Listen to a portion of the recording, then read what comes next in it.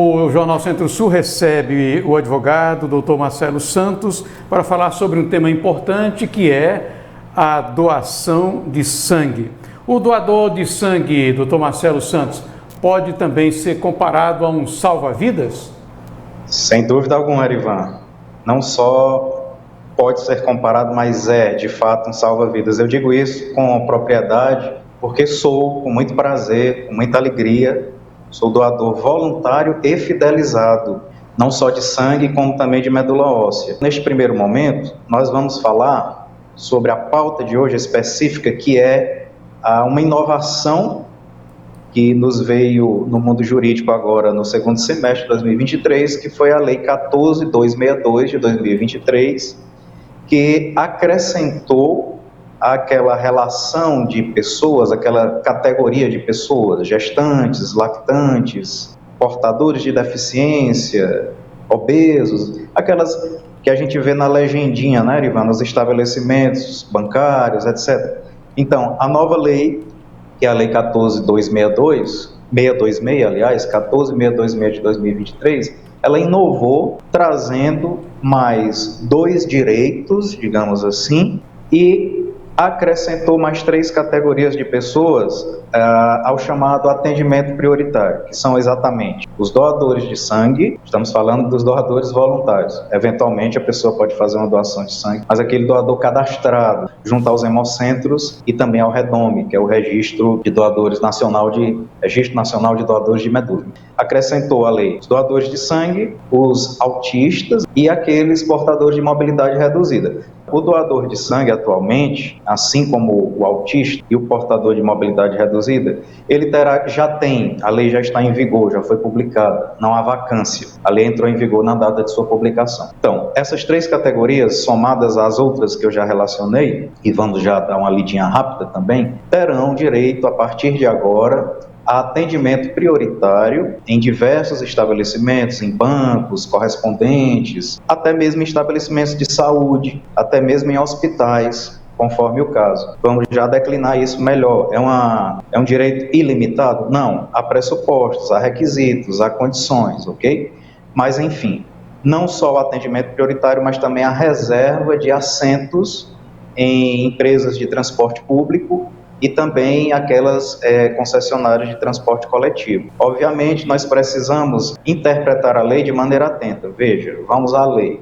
O artigo 2º da nova lei, que alterou a legislação anterior, que já trazia esses direitos, né, para esse rol de pessoas, ele diz o seguinte, o artigo 2º: as pessoas com deficiência, as pessoas com transtorno do espectro do autismo, as pessoas idosas com idade igual ou superior a 60 anos, gestantes, lactantes e pessoas com criança de colo, obesos, as pessoas com mobilidade reduzida e os doadores de sangue terão atendimento prioritário nos termos desta lei. Vamos lá.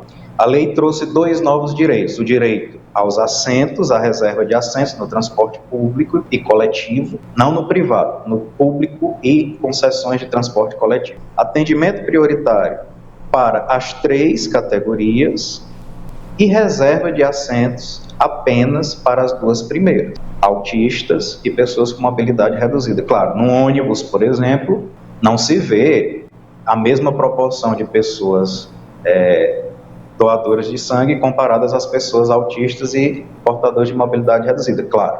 Em linhas gerais, é isto. Essa inovação é uma inovação muito positiva, é uma compensação. No caso dos doadores de sangue, sim, uma compensação muito justa. Existe alguma entidade, Dr. Marcelo Santos, que tem uma atuação solidária com esse trabalho do Hemop? Há inúmeras entidades, mas o Hemop, os hemocentros, eles são, digamos assim, os órgãos legitimados, né, para a coleta de sangue, para o repasse, né, desse sangue devidamente testado para as respectivas transfusões de sangue, né, a gente chama assim. Em cada estado do Brasil há um hemocentro. Aqui no Piauí nós temos um Hemop com sede na capital, aqui na nossa cidade nós temos uma unidade. Eu particularmente, quase 20 anos, eu tive o prazer, a satisfação de conhecer o Hemop, de todo esse universo da doação de sangue. Então, hoje eu sou um doador cadastrado, voluntário e fidelizado. O doador fidelizado, além de efetivamente doar, contribuir, então ele tem a oportunidade de participar de todo esse contexto, das campanhas, junto com essas entidades, né? Eu, particularmente, eu sou um Relações Públicas do Hemop, por isso que eu estou aqui falando, eu tenho essa permissão, porque eu sou do Clube 25, que é o Clube de Doadores Fidelizados. Então, a gente participa das campanhas de coleta externa, campanhas de divulgação. Se as pessoas forem à internet, no Google, e puserem doação de sangue, hemocentros, elas verão que há inúmeras campanhas ao longo do ano, no período junino, no período do carnaval, especialmente nesses períodos em que a demanda de bolsas de sangue é maior, devido ao contexto social, né, Ivan? Então, para você ter ideia, entidades. Em Teresina, por exemplo, eu tive a oportunidade, tenho sempre, de me deparar, por exemplo, com torcidas organizadas de clubes de futebol, que se organizam para fazer um dia de doação de sangue. Então, imagine a torcida do Flamengo, do Corinthians, dos clubes locais do River, eu já tive a oportunidade. Batucada, aquela festa, sim, num estabelecimento como o Hemop, sim, porque é tudo muito organizado, é tudo em prol de uma causa nobre. Então, as mais diversas entidades, faculdades privadas, universidades públicas, como eu falei, até clubes de futebol, todos têm, junto ao Hemop, trânsito livre para a realização desse tipo de movimento. No período junino, é muito comum a gente ver aquele movimento de sanfoneiro, aquela brincadeira agradável. Isso não incomoda, isso não causa problema, muito pelo contrário. Nunca conheci em toda a minha vida, no âmbito da administração pública, um órgão de saúde tão asepsiado, tão limpo, tão organizado como o Hemop. Portanto, não há risco, não há razão para medo.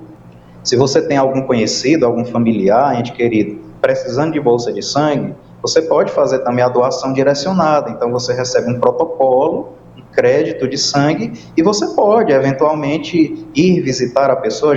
O doador de sangue, que agora tem prioridade no atendimento, ele precisa, obviamente, apresentar-se, identificar-se, claro, né, com a carteirinha do Hemop, e ele, para que seja atendido prioritariamente, evidentemente, por uma questão de bom senso, ele tem que aguardar o atendimento deste outro rol de pessoas, certo? Então, não faz sentido um doador de sangue ter prioridade em relação a um cadeirante, a uma mulher gestante. Então, o parágrafo 2º da lei nova, ele diz que os doadores de sangue terão direito a atendimento prioritário após todos os demais beneficiados no rol constante do CAPS deste artigo, mediante, obviamente, a apresentação do comprovante de doação, claro, de até 120 dias. E os estabelecimentos, o que é que eles devem fazer? Tanto em relação a doadores, como em relação a autistas e pessoas com mobilidade reduzida. Devem se adequar, claro. De um modo geral é isso, mas, resumidamente, foi algo de muito proveitoso, a título de compensação. Veja, até em atendimentos hospitalares, numa eventual urgência, o doador de sangue também terá um atendimento hospitalar de urgência prioritário. Ainda sobre a questão da doação, divulgando, incentivando e convocando as pessoas, eu queria só enumerar aqui, Erivan, algumas das compensações, de fato, que um doador voluntário de sangue tem. Além da questão do atendimento prioritário, há inúmeras leis estaduais. Aqui no Piauí nós temos uma lei estadual que garante ao doador de sangue e medula meia entrada em praças de esporte, em ambientes culturais, estabelecimentos de cultura, shows, estádios de futebol, tanto mantidos pelo poder público como objeto de concessão. Por exemplo, cinema. Cinema é uma concessão pública do Ministério da Cultura. Então, o doador de sangue também tem direito à meia entrada. Outra coisa importante também, o doador de sangue, ao fazer suas doações regulares, ele tem a oportunidade de gratuitamente ter a sua amostra de sangue ali por ocasião da triagem, que é um procedimento inicial, ter sua amostra de sangue devidamente analisada, certo? E testada. Esse sangue só será transfundido se você estiver realmente desfrutando de saúde plena e a sua amostra de sangue não apresentar nenhum indício de qualquer enfermidade. É uma oportunidade também da pessoa estar de bem com a saúde e ter a certeza de que realmente está gozando de saúde plena, terem as devidas cautelas. Mas o interessante é que a gente assume, para com o Hemocentro, acima de tudo, esse compromisso. E também, uma outra compensação seria a isenção de taxas de inscrição de concurso público, dependendo da natureza do concurso, claro. a gente aproveita esse gancho, né, para convocar as pessoas, para que testemunhar, né, falar com conhecimento de causa da importância do prazer, da satisfação que é salvar vidas através da doação de sangue e participar, de um modo geral, de todo esse universo, né, que é muito salutar, que é muito humano acima de tudo. Mas as pessoas podem comparecer voluntariamente, independentemente de razão ou motivo específico, para praticarem esse gesto que é bastante nobre e que, sem dúvida alguma, agrada a Deus.